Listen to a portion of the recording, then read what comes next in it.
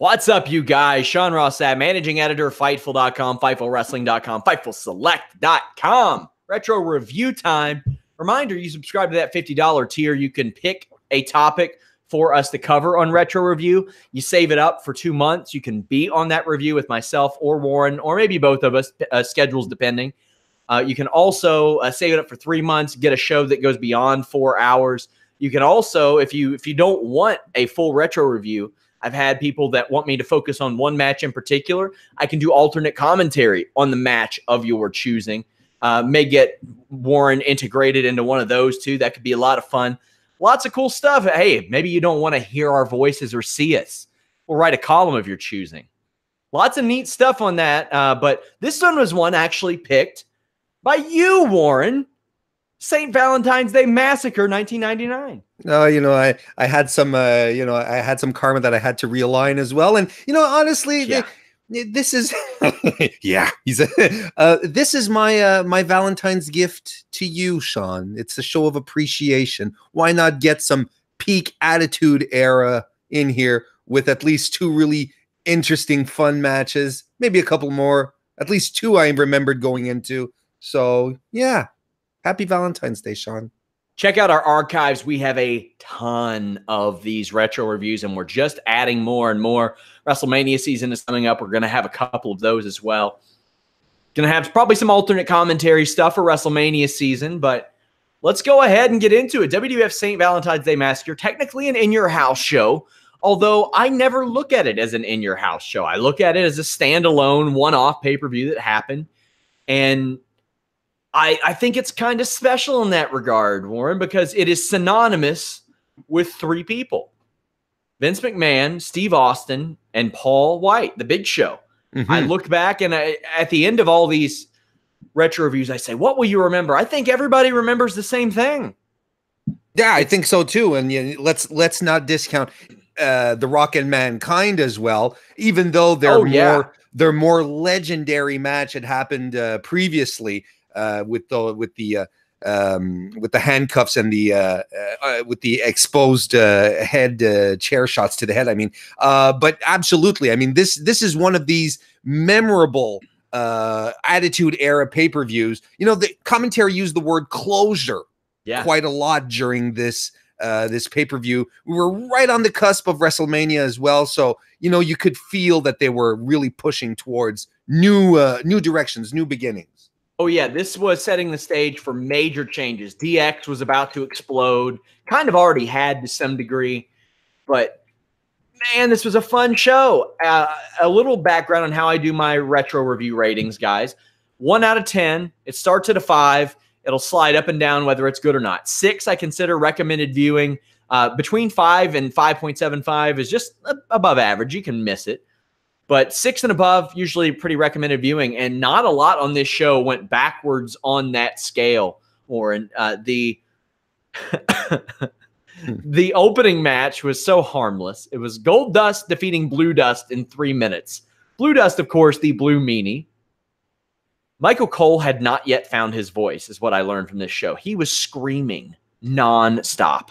Let's get this out of the way right now so that we don't have to talk about it at every match, or at least unless we get to very specific moments. Commentary was awful. Awful. Like you said, Michael Cole wasn't in his big boy shoes yet. Let's put it that way.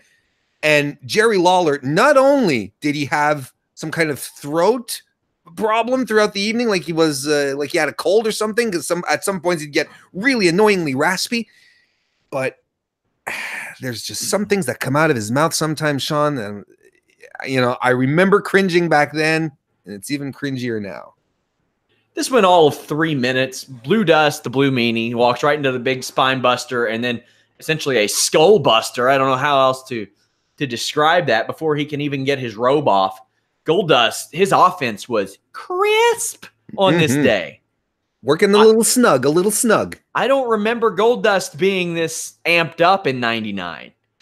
But he's fresh off of that super weirdo 1998 run where they had him doing just every Howard Stern weirdo thing he could do. Not a lot of selling in this match from Blue Meanie, but Blue Dust is happy to get himself counted out. Goldust goes after him.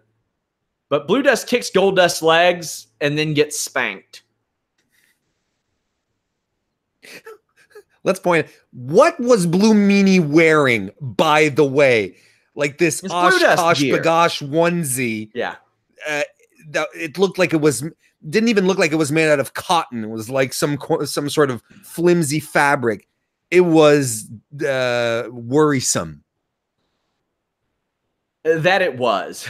Blue Dust misses a moonsault, eats a really sad looking curtain call. Now, there's two versions of the curtain call. There's what Devon Dudley would use that became the saving grace. It's where you have someone in a reverse DDT hold, you grab them by the waistband, lift them up, slam them down. Then there was the neck breaker that Goldust used for a while and called it the curtain call. This was the OG, and this was not a good one. Goldust looked very determined in this match. His offense brought this up to par because I didn't think Blue Meanie was good in this match. I didn't think he sold. Then afterwards, Goldust smashes Blue Dust's ball sack with the Shattered Dreams. Like, they are so pumped for it. And then as soon as it happens, they're like, all right, on to the next one. There you go. The audience was really hot for that. That's all they wanted to see, really. Kind of makes you wonder why Shinsuke hasn't adopted it yet in his offense, at the time period where we're in right now. I want to just point out how I appreciated, Goldust comes out, with his usual, with the golden lights and the pyro and so on and so forth. They did the same type of entrance for Blue Dust, but everything in shades of blue. And for such a throwaway match, I thought it was a nice touch. I did too. A couple of notes. The heat matches that aired before this were Viscera with Midian defeating Test with Boss Man via disqualification, 2 minutes, 20 seconds. Billy Gunn with Triple H and X-Pac. And Tiger Ali Singh went to a no contest in 40 seconds, which makes you ask, what's the point? Then the dark match was Too Much, the duo that would eventually become Too Cool, defeating the Hardy Boys, Matt and Jeff Hardy.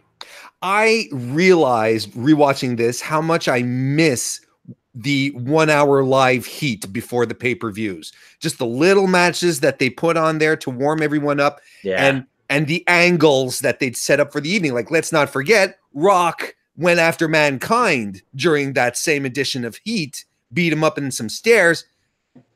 And I know you don't like to date these things, but, recently we've seen a rash of, at least in the big 5 pay-per-views, we get 2 hour pre-shows.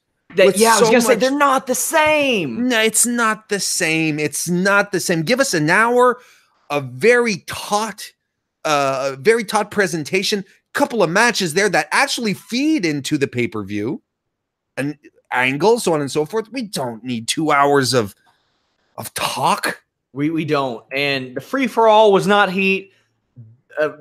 The pre-shows now are not heat. Heat was very special. I thought WCW did an okay job with Main Event back in the day when they would run that right before WCW pay-per-views.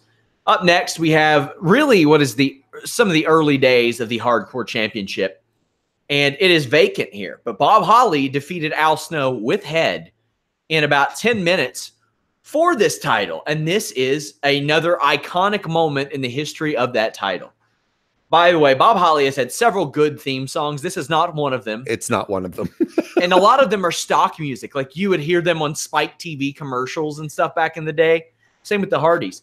But this is for the vacant title because Road Dogg was attacked and taken out, which we mentioned in the Royal Rumble show, undermining the point of something. Isn't attacking someone and taking them out of being the hardcore champion undermining the very definition of being a hardcore champion? I like outside of being strictly unable to compete because due to death, I don't understand how the hardcore title could be vacated. The guy is in hospital. Let's say he had his appendix out. Well, just walk into the room and have a ref with you and pin him. That was the idea. But I mean, later on, that rule was adopted. It had not been adopted yet. But man, it's. I remember the Road Dogg winning like everything back then. Like he was tag champ, hardcore champ, and intercontinental champion. When Billy Gunn was the one that was supposed to be getting the big push, which was kind of funny. And he's not even on this show. Billy Gunn isn't. Oh yeah, no, he is. Well, I mean, he's not. He's not wrestling. No, he's not wrestling, but he is on the show. Yes. So Bob Holly would defeat Al Snow to win this vacant title. And when I see this chair shot to the head to open up, I cringed. So much of this doesn't age well, but they had a real fetish. You weren't with me when I covered Backlash 99 for the first retro review, but there was a lot of glass on that show. And there's some glass here too. Yep. Holly loved smashing glass over people's heads. And every time he'd see him check his hand like he hadn't learned that smashing a candy jar over somebody's head might get glass stuck in your hand. Yeah. Snow uses a fire extinguisher, trash can, coolers, lots of wall play here, we'll call it. Floor tiles. Floor tiles. Yeah, that was a cool one. They brawl outside, and Al Snow is just unleashing a lot of lame one-liners.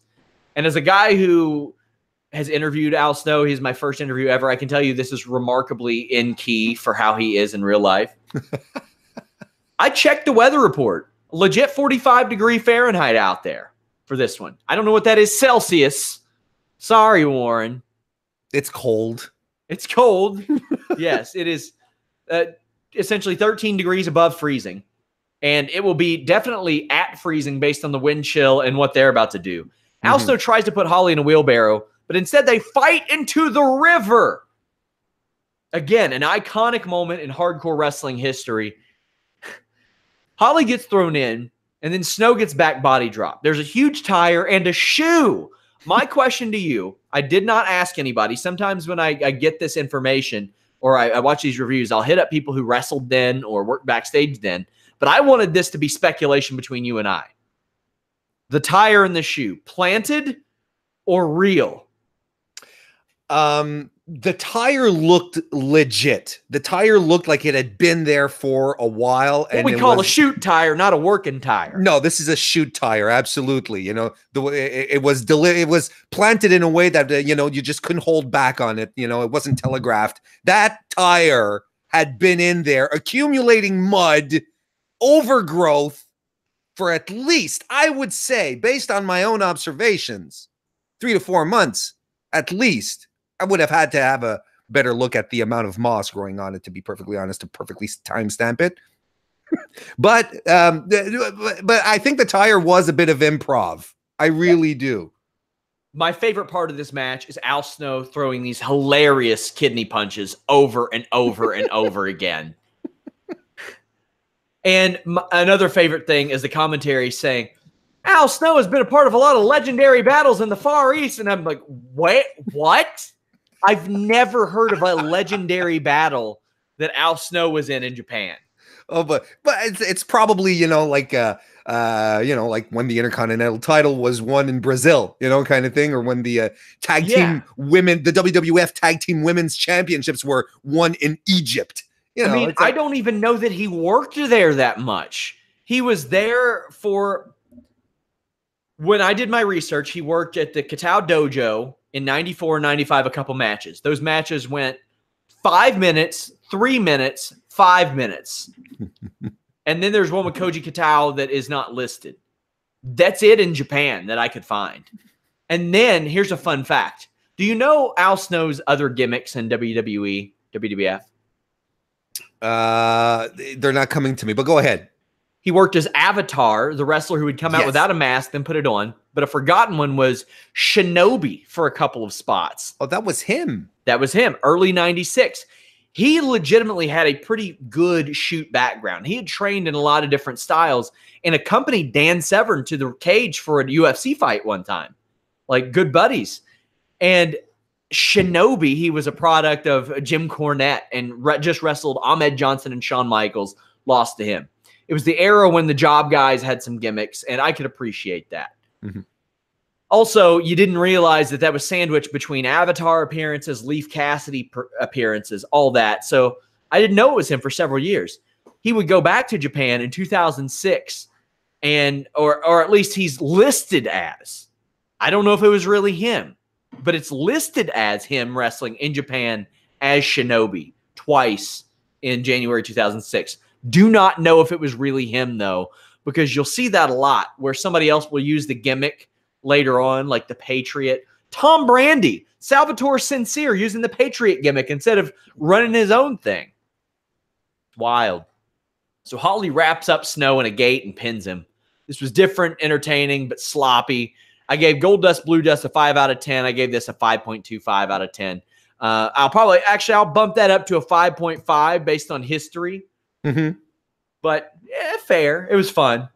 Yeah, that's it. It was it was fun. It was a toys. It was toys. What can we smash each other with? And ending up in a chain link Mackie roll at the end. Well, there you go. That was pretty much the essence of it. But we've had these conversations before, Sean. Where some of these hardcore matches on WWE are often not as hardcore as some other matches, and we're gonna have a good example of this tonight. Big Boss Man defeated Mideon in 6 minutes, 19 seconds. It did not need to go that long. 4.25 out of 10 for me. I'm like, oh boy, this is on a pay-per-view. The ring literally moves when Boss Man hits the corner so hard. Mideon avoids a chair shot and it cracks the post. And it hurts Boss Man's hands. He's wearing gloves. Yep. And he shakes it off. Wearing gloves. And then Mideon works over the hands. Hilarious. Bossman gets a stinger splash that makes Mideon spit everywhere. Very funny. Boring chance as a full Nelson is applied. Like, that was their response. Boring chance, and they go, well, let's slap on a full Nelson. Mideon gets a German suplex that goes into more of a belly to back suplex. It was a horrible looking German suplex. And a sloppy Bossman slam hits. Bossman had been using that move for 10 years. Cole didn't know the name of it. He called it I think it was a sidewalk slam. It was interesting. And he just called it a slam because they would call it a sidewalk slam for a while. What was fun here though, because no, it wasn't I didn't care for the match much either, but seeing Ray Traylor in such good shape, Sean, like he was in a much worse position physically in WCW, comes back to WWE, and he's motivated. Just like you said, he's hitting the corner, the ring is moving, the stinger splash. He was motivated. He was especially motivated because they were building him as a credible threat to Undertaker, and he was taking this seriously. Like, he was into it. He knew what he was being served right now. So in a certain sense, I'm kind of glad that these are the last glimpses of Bossman that we get versus Bossman versus Earthquake, yeah, in WCW. Well, and the thing is, we could have almost got that. Earthquake was brought back into the fold around this time as Golga. That's true. Ministry shows up, the lights go out. Undertaker looks on as the Ministry holds Bossman down. Viscera splashes him several times, and then they cart him off. Where was the corporation? Why did no one run in? Where was Bunch of bitches. WWF Tag Team Championships. Owen Hart and Jeff Jarrett with Deborah defend the title successfully against Mark Henry and D'Lo Brown with Ivory in 9.5 minutes. I gave it 5.5. But despite the Mark Henry would become a good worker. He was not here. The 4 pretty good workers you have here. The title's on the line. First tag match you see of the night. The story of this match is all Ivory and Deborah, and the threat of Deborah getting involved and Ivory stripping her down. That's it. That's the story. This is also the genesis, or at least early on in the sexual chocolate gimmick, where Mark Henry felt that he was God's gift to women everywhere. And the idea here previous to this is that he was flirting with Deborah, and she pretended to be attracted to him when the wrestler, basically when she was managing Jeff Jarrett, and Jeff Jarrett attacked him from behind. So D'Lo Brown, the story here, Ivory was debuting here pretty much, and D'Lo Brown had brought Ivory in so that Mark Henry would stay focused, not keep his attention away from Deborah, so that he'd have something in the ring to focus. That's why he brought her chocolate and flowers at the beginning of the match. Henry scores a big clothesline. D'Lo comes in and gets worked over with an Owen Hart Bulldog, Jarrett drop kick, and some nice double teamwork. I'm not sure why Jarrett literally dropped down on a drop down. So you guys know, on a drop down, ideally what you're really trying to do is scoot your body into the shins and ankles of your opponent and trip them. You don't just literally fall face down so the person can hop over top of you. I don't know. It's not the real purpose. Owen Hart does that enziguri, which was forever over to me after the Shawn Michaels angle. Yeah. I saw that and I was like, man, that probably should have been a finish for him. It's such an easy move for him to do. D'Lo gets some awesome offense in the form of a big body press and a running power bomb. Also catches Jeff Jarrett with a version of the Sky High. But Deborah gets involved and distracts D'Lo. And while Henry has Jarrett pressed overhead, Owen cracks Henry with a guitar to the knee. Jarrett wins with a figure 4. The only thing I didn't like about that, Mark fed his leg to Jeff and gave it to him. Yep. Owen and Jarrett win, and Ivory tried her best to strip Deborah after the match, but did not keep her word very well. No, it didn't work out. I think I think Deborah was wearing a shoot vest as opposed to a tearaway one. I thought Lawler was at his lowest here. He had some very disgusting comments that I really don't want to repeat.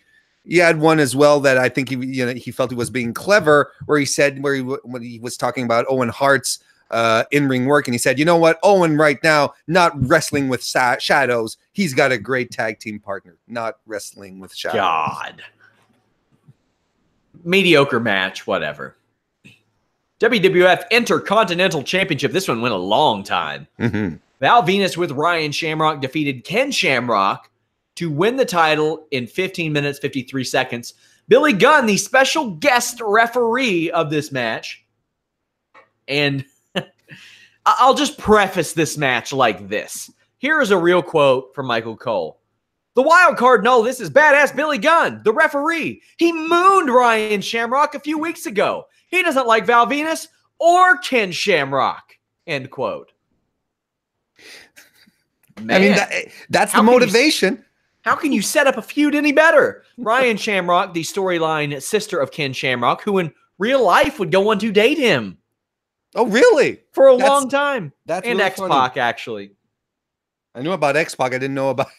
Yeah. I didn't know about Ken. That's funny. She's a professional wrestler, right? Alicia Webb. Yeah, I mean, quote unquote. Yeah, I know. She tried. Yeah, but this is where I believe she got her start. And gosh, I don't think she's been involved in anything in a while. I think she maybe even just had like 1 or 2 matches and never did in WWF. But Val Venus, the porn star, has Ken Shamrock's sister, and Ken doesn't like that. He's protective. And Val Venus is a hell of a worker. Man, yes. Can he work? I gave this a 5.75 out of 10. They were going 100 miles an hour. Shamrock threw some nice strikes. Billy sneaks a look at Ryan's ass at one point. Shamrock dominates Val for the first several minutes until the suplex is reversed. And Venus gets a nice double underhook suplex, slams Shamrock into the post multiple times. Venus applies the sleeper and screams, "Ask him." And Gunn goes, "Ask him what? Ask him what?" That was really funny, though. I thought that as a special guest referee, I thought he sucked, but the comedy was there. The smarky, it was fantastic. He was very funny. Yes. Shamrock spiked Venus with a big DDT right on his head, but Gunn stops counting, and then a power slam for Shamrock can't win it either. Venus gets a 2 count on a fisherman's suplex, and Gunn, how about this? He actually goes to the right vantage point on the shoulders to count the pin. He went where he could make sure the shoulders were down. I like that. So that doesn't work. So instead, Val Venus shakes his wiener at Shamrock and gets slammed off the top rope. I think this is the point where I just want to cut in here, where Jerry Lawler tries to pull out a one-liner. And he says, you know what Ryan Shamrock's favorite TV show is? Her favorite soap opera is? Michael Cole goes, no, As the Big Valboski Turns. That's not even funny. Trash. Yep. There's an awkward point. Like, one of the first things you're taught in wrestling school, if your opponent's shoulders are on the mat and they're prone, you pin them. The entire point of a pro wrestling match is to pin your opponent's shoulders to the mat. So it looks particularly awkward, and Gunn recognizes this as well. When Shamrock does a Hurricane Rana and is in prime pinning position and stands up. And does the same after a belly-to-belly suplex. Yeah. And Shamrock had been wrestling a while at this point. He knew. Ankle lock is applied, but Ryan helps Val get to the ropes. Ken is livid. Mm-hmm. and Ryan slaps Ken. Ken shoves Billy Gunn, who hits him as a result, and then Val Venus wins over Shamrock. And what does Val Venus, the porn star, win with? The small package. The small package. How was that not his go-to? Well, I mean, you know, his big splash was called the money shot, right? I mean, you know, I mean, how did he not have the large package? Yeah, true. Absolutely. Gunn fast counted, by the way. There are like 3 stories going on here. None are about the title. The title is such an afterthought in this match as the last match. Billy Gunn beats up Val Venus and leave. What did you think of this one? I thought it was fun. I thought it was cool. I remembered Val Venus as being a good worker. I thought that was great. Shamrock, Shamrock could deliver. He was a good, solid worker. This was up to what I was expecting. The story was just confusing, but it's typical of the Attitude Era at that time, where you have Ken Shamrock, who's trying to protect his baby sister from this weirdo, this porn star, this sex-starved lunatic, and he's the heel, essentially. Where Val Venus, being the womanizer, the guy who's hello ladies, he's the baby face. It was a weird time in wrestling back then, but then again, it was played really well because Shamrock was extremely controlling. You're like, man, let your sister be happy. Let her go on and live her life as an adult. She's making adult choices. Yeah. Just let her go do it. At this point, I mean, I don't know how old she was in storyline, but in real life, okay. To be fair, how about this one? We're filming this 2019. Alicia Webb is still only 39 years old. So she would have been like, this is in 1999. She would have been 20? She would have been 19 at the time. Oh my God. So, okay, I kind of understand. That's an age where you could still be protective. Yes. I mean, you look at things, and she's way younger than Titus O'Neil, who didn't get started until like a decade after. That's true. Man. The Corporation, China and Kane, defeated Triple H and X-Pac, the combination of DX, in 1446. I gave this a 6 out of 10. This, in all seriousness, was one of China's first matches, and she held her own very well, which gives me a little less sympathy for her work with women and her work towards the end of her career, because she was not out of her depth here. She looked real good. She looked really comfortable. I think she was in a perfect environment. At the same time, I'm pretty sure everyone, X-Pac, Triple H, everyone worked to make her look good, feel comfortable as well. But as you said, she was in her element. Well, Triple H worked to call China a big jacked up bitch on the microphone. And it's like, I couldn't not laugh at this. It was so just obnoxious and for the time that I couldn't laugh my ass off at it. It was forced. Yes, they worked a couple of times on live events leading up to this to get ready for it. China looks incredible here. Just like star just oozing out of her. Kane will not let her work, though. He's very protective. Yes. And I like that. I don't think we appreciate how young into the Kane character this was. A year and a half in. And they've already added this facet of Kane to him. Now, keep in mind, you had him going after his brother, setting him on fire, then kind of reuniting with his brother to get in cahoots with The Undertaker. Then you've got him becoming a corporate shill. Now he's very protective over China. He would have the little buddy tag team with X-Pac. Mm-hmm. They went through a full range of emotions with this guy, having a girlfriend in Tori.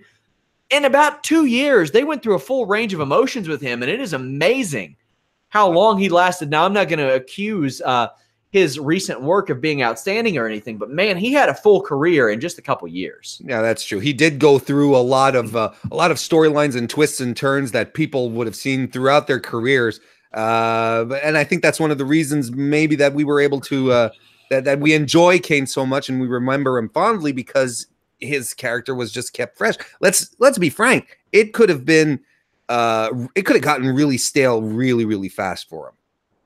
Oh, yeah. Kane. Very, very well could have. Chyna, like I said, looks incredible. Triple H doesn't really want to fight her.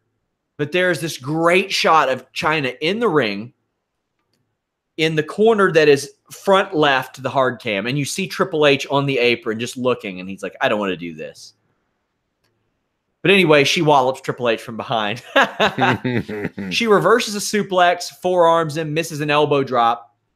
They're trying not to hit her. They're trying to do wrestling moves to her instead. There's a double suplex on Kane, and he sets right up. They throw Chyna into Kane, but he catches her. And it sets up a double DDT and clothesline on Kane that was really good. That was a really nice sequence. Shane McMahon is on commentary, and X-Pac just walks out and cleans his clock. He just goes right after him. And Shane was absolutely unbearable. Like, levels of like, I know he was out there to be the cheerleader, the annoying hype man, but he just couldn't pull it back at all. You want to talk about some good supporting players in a feud like this, X-Pac and Shane McMahon. You can't get a better non-wrestler than Shane McMahon for something like what you're doing here. And he obviously can hold his own in the ring. Kane catches the X-Pac wheel kick and then slams him. Instead of pinning him, he chokes X-Pac. And I'm like, shoulders are on the mat. Just lower your hand a couple inches. Pin him. Chyna does a running power slam on X-Pac, which looked cool. I mean, a little clunky, but she's young in the business. So applies a sleeper. He back suplexes his way out. And that's the first move I saw that I was like, oh, damn. It's happening now. Then Triple H gets the hot tag and punches Chyna in the face. Right in the face. Right in the face. Decks her. And then she sells the hell out of that high knee, Warren. Mm-hmm. It was a good one. X-Pac then Bronco Busters her. Mm-hmm. And chases Shane off. So he's like, after I get done shoving my wiener in this woman's face, I'm going to chase this guy away. Because, you know, I've eliminated the big threat, Triple H. I know Kane's over there still stalking about. But another big knee to the face of Chyna. But Kane makes the save and chokeslams Triple H. Places Chyna on Triple H for the pin. A lot of smoke and mirrors, but a fun match to watch. And smoke and mirrors in the way that you really have to look for them. You have to know what you're looking for, you know, to really see, oh, well, they're trying to hide this. They're not doing that. I thought it was a lot of fun. There was great heat throughout. I'm pretty sure your rating, not that it was a bad match, but I'm pretty sure your rating was bumped up because of the audience who were really into it. But I mean, Chyna at this point really looked great. And you know, when Triple H recently, you know, when he goes on interviews and he says, you know, oh, we're not sure about intergender wrestling, you know, it's more about shock value and so on. Man, I look at this now, he was involved in this match and I say, I don't know how shocking it would be. This was credible. It wasn't shocking. It didn't turn me inside out. Au contraire, I thought this was really, really well done. I did too. I liked this. This was a lot of fun, but not quite as much as I liked the next match. Oh boy. I don't hang on a second, Sean. I gotta thinking about it. Oh my. I don't think I'd ever seen this match, Warren. Really? I don't think I'd ever seen it. I didn't have access to pay-per-view. WWF Championship, last man standing. I looked back and upon gazing back upon how WrestleMania unfolded, I thought, okay, The Rock wins this match. He gets his title back. Common sense will tell you. I didn't know how this match ended. And it went to a no contest. And I don't think I have ever or will ever, maybe if there's a nice draw or something, but I gave this an 8.25 out of 10. I thought this was unbelievably awesome. And it led to me tweeting a while back, The Rock is a better hardcore wrestler than most hardcore wrestlers. He is amazing at it. He's fantastic. Sometimes I forget about how special he is. Mankind defends the title against Rock 22 minutes. It went to a no contest. Huge Rocky sucks chance. And it's wild to look back at the swerve of The Rock and how they pivoted. He was a heel for about a year and a half or so. And then they looked like they were turning him babyface at Survivor Series. But no, they swerved and he joined the corporation. That was only 5 or 6 months long. Then he went babyface. And so much of that is remembered because of the Survivor Series, because of Halftime Heat, because of Royal Rumble, because of this, because of WrestleMania, because of Backlash even. Mm-hmm. All the things that happened, the suit that he wore, the knockoff Adidas, because he had surgery at that point. Unbelievable. The Rock had attacked Foley earlier in the night, and I can't believe Foley is even wrestling at this point. If it's today, he's not. No. After what happened at the Rumble, Warren. No. It's still chilling to look back at what happened at the Rumble. And when you consider, like, I remembered this match being fantastic, but I didn't remember quite what the details were. I remember this being fantastic, and what Mick Foley does tonight after what happened previously at the Royal Rumble, it's inhumane what he put himself through here. It's just nuts. And we're going to talk about it. There's the planned stuff, and then there's the things that happened that weren't exactly planned. This was crazy. So you know what's crazier than Foley wrestling here so soon after the Royal Rumble? What is so crazy? He wrestled 14 times between the Rumble and Massacre. 14 times. The Rock had gyno, I can't pronounce it. He had surgery on his pecs, essentially. Oh. That's why he's wearing the outfit. They brawl by the set. Rock throws Mankind into the steel. There's a great DDT on a table that has the old CRT monitors all over it, and they just fly everywhere. And they didn't push anything off. They just went for it. There was even a sack of Lay's chips right there. Yeah. It was amazing. I loved it.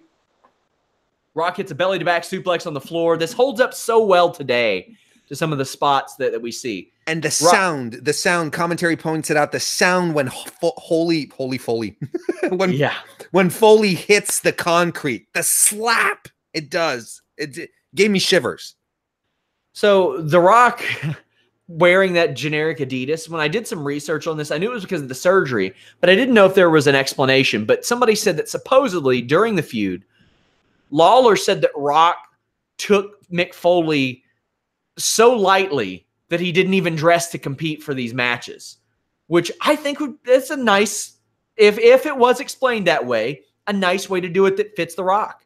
That's a nice heel, a nice little heel detail. Good psychology if that's it. Mankind misses a corporate elbow of his own and gets suplexed on the floor. This was peak Rock. He gets on commentary and trashes Mankind.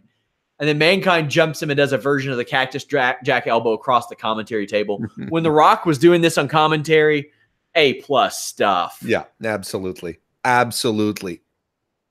One of my favorite spots is coming up soon, but let's preface it. Mankind goes after The Rock with stairs and it backfires. Rock destroys Mankind's knee with the chair, but then The Rock swings the chair, bounces off the rope, and hits Rock in the face. An all-time great spot. It's a classic. It's fantastic. And it was planned. So that's even more fantastic. Yes. Oh, I don't know if anybody but like The Rock could pull off a spot like that as well and make it look so good and so funny. I don't think so either. It was priceless. Great. They fight under the announce table. The Rock back body drops Mankind off of it. This is one of the most psycho spots I've ever seen. The Rock's... So, basically, there's a gap. Imagine you take a bridge out. Foley's head bends off the table that he's on, and then his ankle, which has been worked over, cracks off the guardrail, Warren. Please talk about this. Throughout all the insane stuff that they do in this match, this is something that was definitely not planned. The way that Foley's head just bounces off the table, off the side of the table, it should not have happened like that.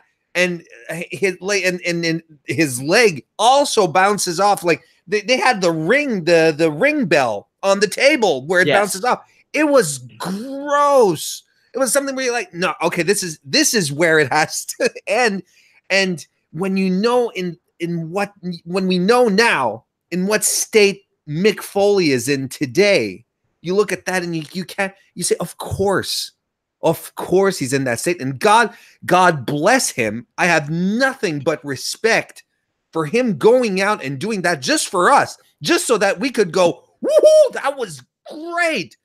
Because today, man, he's so broken. He's part robot. He's got so many replacement parts in him.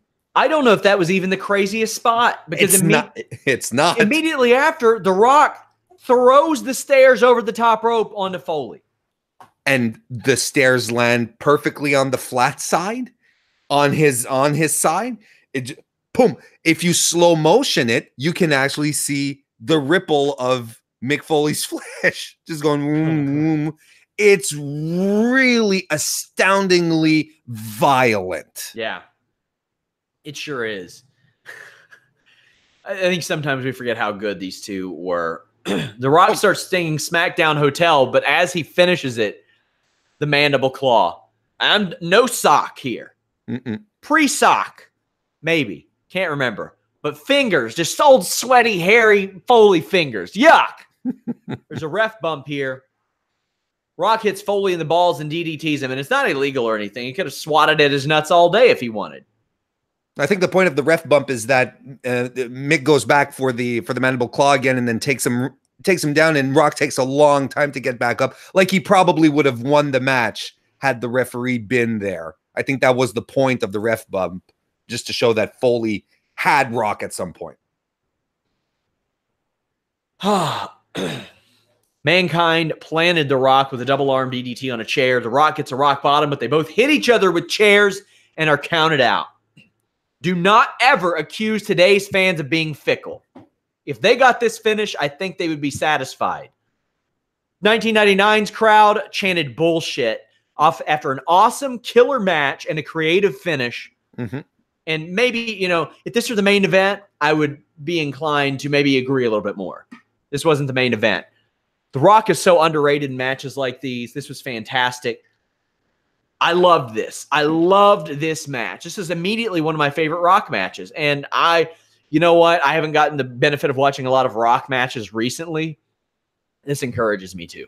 No, it's fantastic. And, it serves to underscore how much chemistry these two had in the ring. Just a few weeks before that, Royal Rumble, they're killing each other in the ring in spectacular fashion, and they're doing it again tonight, or at that night at Valentine's Day Massacre. And I think that the chemistry that they had together necessarily had to continue because they worked so well together. Let's not just a few months later, maybe 5-6 months later, they had the Rock and Sock connection going. One of the most memorable singles tag team pairings in the history of WWF. Main event time. And so here's how I say it. If this were put on a WrestleMania, people would be like, bullshit, man. But in the grand totality of it, this essentially is a WrestleMania caliber marquee match because of the heat of the feud. But the thing is, at no point did anybody ever doubt in any of the matches with McMahon and Austin that Austin was going to whip McMahon's ass. That's just how it is. This is a steel cage match. Title shot at WrestleMania on the line. Why is that? Because Mr. McMahon technically won the Royal Rumble. He defeated or eliminated Steve Austin to win it. Shane McMahon or The Rock did actually officially, but this officially goes 7 minutes, 56 seconds, but it lasts much longer. I gave this based on crowd reaction, milking the crowd, action in the ring, history. I gave it a 7 out of 10. It is an important match. One of the last of the steel cage structures that we saw like that. One of Mr. McMahon's first real matches. A crowning moment for Steve Austin, too. The debut of Paul White. This was a special type of match to make us completely forget about that Rock Mankind match.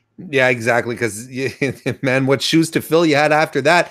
And what was really cool here, because, again, you can look at it and you're like, if you look at it very objectively, you're like, what? This is the main event? But, I mean, this is Aleister Black being NXT champion, but not main eventing because there's Tommaso Ciampa and Johnny Gargano going at it. This is exactly it. You could not put anything above after McMahon and Austin at this point. This was at its apex at this moment. And man, I know we're going to talk about it, but Vince went all out on this one.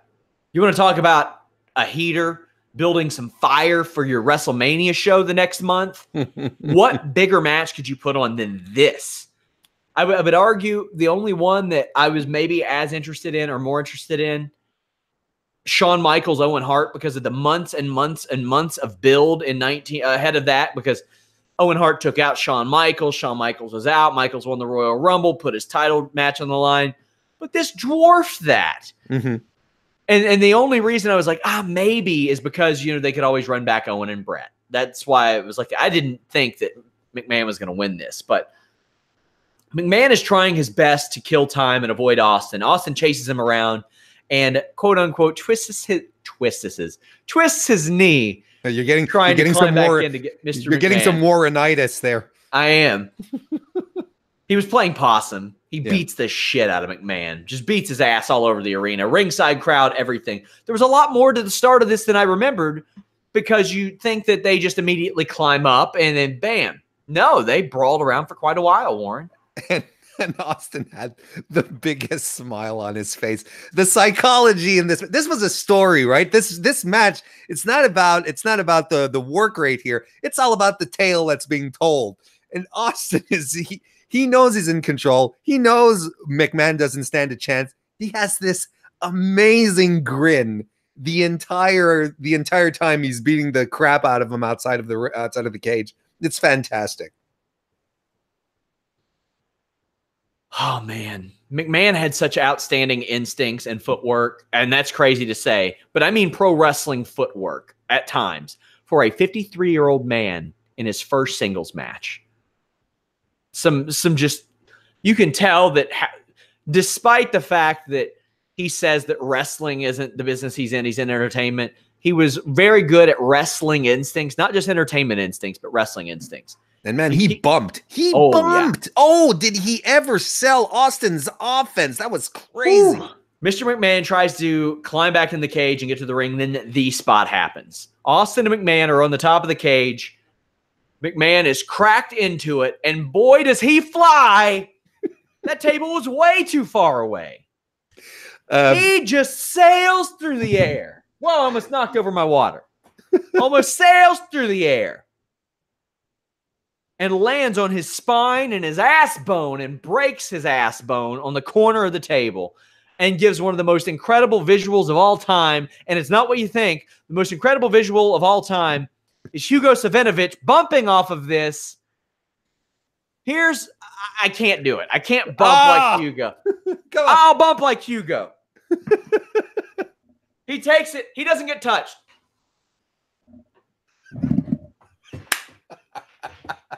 Oh! He didn't get touched. They didn't touch him. And Hugo bumped. Meanwhile, Vince McMahon's ass bone is all broke to hell.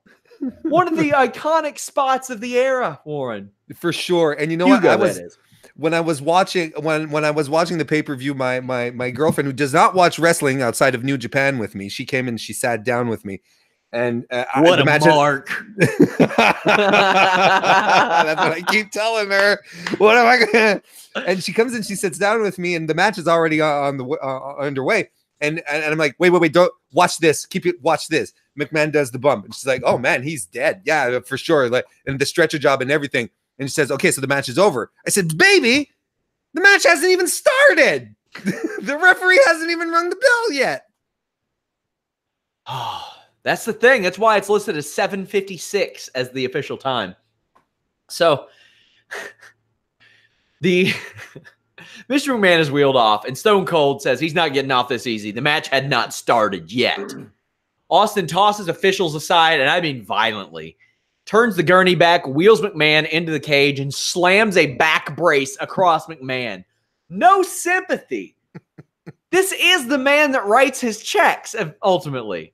Absolutely. And the back brace, the smacking of the back brace was hilarious. It sure was. It's bedpan levels of funny. Austin beats McMahon to a pulp, hangs him over the outside of the cage. This was another underrated spot. You had mentioned they changed the rings when McMahon started bumping, and that's a good point. McMahon does this spot where he's hanging over the edge of the cage and is brought back over and flips into the ring. That is not an easy spot. Not easy. Especially after the table spot. Exactly. And he's injured. He's legit injured. He's busted open by the hard cage. Austin's going to leave, but McMahon, you get another iconic image. Well, amazing. Actually, blood streaming down his face. Your double fingers are actually prettier than the ones McMahon does, because he doesn't bring his outside fingers all the way down. I got long fingers though. I got really long fingers. I can for the clickety clacks. Yeah, there you go. So that brings Austin back, stunner, and then Austin talks trash to McMahon on the ground on the ring floor. And as this happens, Paul White, a.k.a. The Big Show, pops up through the ring. He just appears. Throws Austin into the cage repeatedly. Hard, too. Mm-hmm. And then finally hits the sweet spot. Austin flies out of the cage, hits the floor. I thought it was a nice way to debut him through the ring. What did you think of that as you watched it back in '99? Well, first of all, this was a shocker. I don't think no one was like, oh, he came out through the, wait a minute, Giant is here. This was a big deal, because Big Show was a WCW product. There weren't a lot of big name WCW products. He was there before Hogan came in. They put him through the power plant back then. Developed him the whole way through. Like him, Goldberg, DDP, those are probably like your biggest WCW native. Booker T there. Those are probably the 4 biggest stars that they ever produced. So for Giant, because they called him Paul White, because they probably didn't dare call him Giant, to appear on WWF TV, I remember freaking out. I was like, oh my God, this is such a big deal. 2-time WCW world champion. He had won a World War III. He was a 3-time tag champion. Big member of the NWO. Had headlined a lot of shows. And WCW was getting a lot of older guys. And some of the guys that had been around for a decade, WWE was getting a 27-year-old Paul White, who was a former champion. And who could missile drop kick. Right? You want to talk about who made the good investments? Paul White still wrestling today. Yep. Chris Jericho, who was brought over at 28 years old, still wrestling today. That's pretty impressive. Pretty impressive. And an unbelievable fun match. A few more notes for this show. 19,028 at the Pyramid in Memphis, Tennessee. Show was sponsored by Western Union Money Transfer. You got the Cash App and Venmo now. That's wild what you go back and look and see. Paul White would wrestle The Rock for the WWF title just a couple days later on a Raw taping with Mankind as a special guest ref, and he wouldn't wrestle again for a month.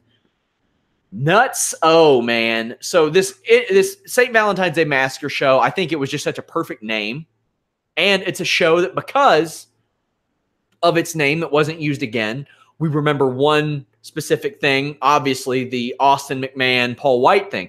There aren't a lot of shows like Backlash, SummerSlam, can't always be synonymous with a moment. But if people say St. Valentine's Day Massacre, you know that's where that unfolded. Exactly. And it's a fun card. It's actually it's a very indicative show of the Attitude Era as well, throughout, the good and bad. There's a lot of good here, though. A nice build to the final matches. The undercard matches feel like undercard matches. They don't overstay their welcome. They're fine. Then you get it starts to pick up, get some momentum. Going with Shamrock versus Venus. I think that the DX versus Corporation tag team match is super fun. And then you get your co-main events, let's call it that way, that are just astounding, but for entirely different reasons at the same time. You have one which is just a brutal, fun match. The other one is a fantastic story. I really like this show, especially the last half of it. You're talking Austin McMahon. You're talking Rock Mankind, DX and the Corporation, even the Shamrock Val Venus match for that time. You know, myself, I've said, you know what? Attitude Era's wrestling, that was a 16-minute match, ultimately. Some wild stuff going on there. I'll ask you, do you think we ever see another St. Valentine's Day Massacre show? I don't know, right? I think that I personally, if you were to ask me, I say protect this, keep this in its own little bubble, its own little capsule. I think it's so indicative of where the changes were coming, as well as we talked about at the start of the show. Because Rock didn't get the title that night, but he won it, I think, the next night on Raw, right? I think he beat Mick Foley for the championship straight after. So it's cool because now we talk about the road to WrestleMania. There wasn't a road to WrestleMania back then. There was like a path, a footpath to WrestleMania back then. And this was really a pivot show for that WrestleMania that year. It's so special in and about itself. I wouldn't touch the branding. I think they'll end up doing it for a network thing on a random live event. I think they will. Guys, thank you all so much. Let us know what you think. Create your own rating scale if you want. I want to know what you think of these individual matches and this show as a whole. WrestleMania season, so we got some of that coming in. But I want to thank you guys so much. Word of mouth really helps us at Fightful Select. So get the word out there for us. Tell them that you like our services and stuff. There are other wrestling Patreons that have some stuff that we can't plausibly add. So what we try to do is add things that they can't or they won't as well. We've got alternate commentary. We've got a lot of rankings breakdowns. We've got dark match commentary. Lots of neat stuff. But for Warren Hayes, I'm Sean Ross Sapp. We are out.